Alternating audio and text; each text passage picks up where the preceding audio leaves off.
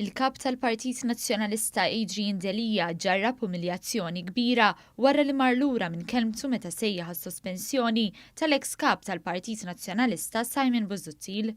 Sostna dan l-editorjal tal-Gazzetta Malta Today li żied jargumenta li huwa sorprendenti kif Busuttil għadu jirreżisti milli jerfa' responsabilità għall-iżball diżastruż illi wettaq meta b'mod konxju jew mhux ħalla lilu nnifsu jintuża minn dawk li jridu jeqirdu għal kollox lil Joseph Muscat u jkissru l-proċess demokratiku ta' pajjiżna.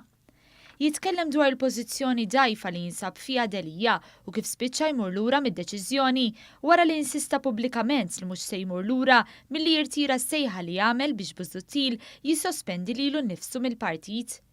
Kienet umiljazzjoni għal Delija u rebħa żgħira ta' fazzjoni ta' Busuttil, iżda fl-aħħar mill-aħħar kienet telfa kbira għal Partit Nazzjonalista li jrid ikompli mixi b'nofs id-deputati tiegħu b'ribellioni fil-miftuħ.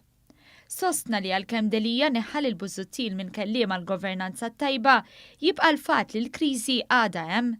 Jekk xejn issa hija fil-miftuħ għax Delija jaf li ma jistax jeħles minn Busuttil.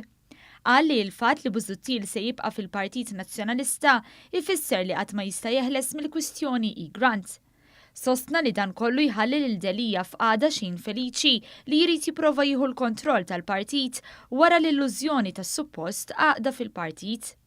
Tal-istess fema l-editorjal ta' The Malta Independent li sostna li l-kwistjoni bejn Delija u Busuttil mhux tal-li ġiet riżolta tal-li komplet tikber. Sostna li triq onorabbli għal Busuttil kienet li jitlaq mill-partit u jirriżenja mill-Parlament wara d-diżastru tal-aħħar elezzjoni. Żied jingħad li fl-istamperija qed jingħad li ħadd bejn Busuttil u Delija ma jgawdi l-appoġġ u li bosta deputati qed isostnu li tnejn li huma għandhom iwarbu mill-partit waqt li tissejjaħ elezzjoni għal ħatra ta' kap ġdid.